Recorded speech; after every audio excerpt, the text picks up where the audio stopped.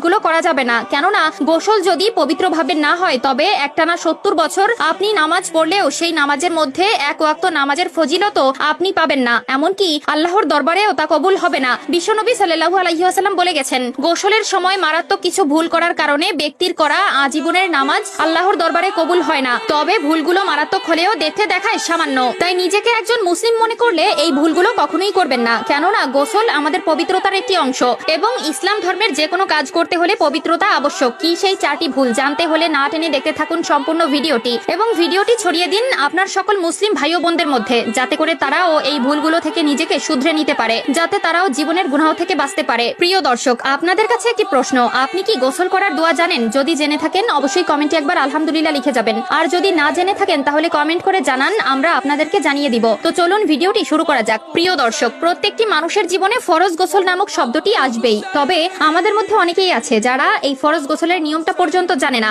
আমাদের ভেতরে যদি প্রশ্ন করা হয় তবে দেখা যাবে প্রতি 100 জনের মধ্যে 60 থেকে 70 জনই এই ফরজ গোসল সম্পর্কে সঠিকভাবে অবগত নয়। এবং প্রিয় নবীর বলা গোসলের সময় করা 4টি ভুলের মধ্যে অন্যতম একটি ভুল হচ্ছে এই ফরজ গোসল। তাই যখন কারো উপরে গোসল ফরজ হয়ে যায় তাকে গোসল করার আগে অবশ্যই ফরজ গোসলের নিয়ত করতে হবে। দ্বিতীয়ত, তাকে 3 বার কুলি করা লাগবে এবং কুলি করা শেষে নাকে পানি দিতে হবে, তবে অবশ্যই এমন ভাবে নাকে পানি দিতে হবে যেন নাকের নরম জায়গা পর্যন্ত সেই পানিটি পৌঁছায়। এরপরে পুরো শরীরে পানি ঢালতে হবে, তবে অবশ্যই খেয়াল রাখতে হবে যাতে করে শরীরের প্রতিটি পশম এবং শরীরের প্রতিটা কোণা পানিতে ভিজে। দ্বিতীয় নম্বর কাজটি হচ্ছে সম্পূর্ণ বিবস্ত্র হয়ে গোসল করা। আমাদের মধ্যে এমন অনেক মানুষ আছে যারা গোসল করার সময় এই ভুলটি করে থাকে, অর্থাৎ পুরোপুরি উলঙ্গ হয়ে গোসল করে, যেখানে প্রিয় নবী সাল্লাল্লাহু আলাইহি ওয়াসাল্লাম কঠোরভাবে নিষেধ করেছেন এবং প্রিয় নবী সাল্লাল্লাহু আলাইহি ওয়াসাল্লাম কখনো নিজেও সম্পূর্ণ উলঙ্গ হয়ে গোসল করতেন না। প্রিয় নবী বলেছেন, সকল প্রকার অপবিত্র স্থানে শয়তান এবং জিনেরা বসবাস করে। যেহেতু টয়লেট একটি অপবিত্র স্থান সেহেতু সেখানে জিনেরা বসবাস করে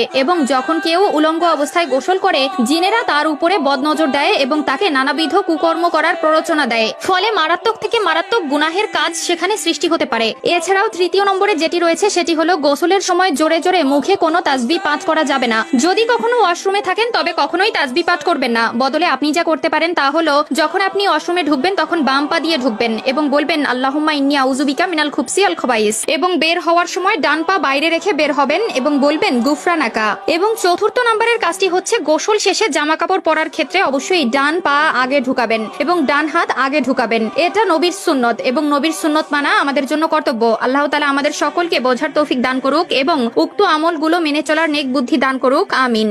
গোসলের সময় ভুলেও করবেন না এই 4টি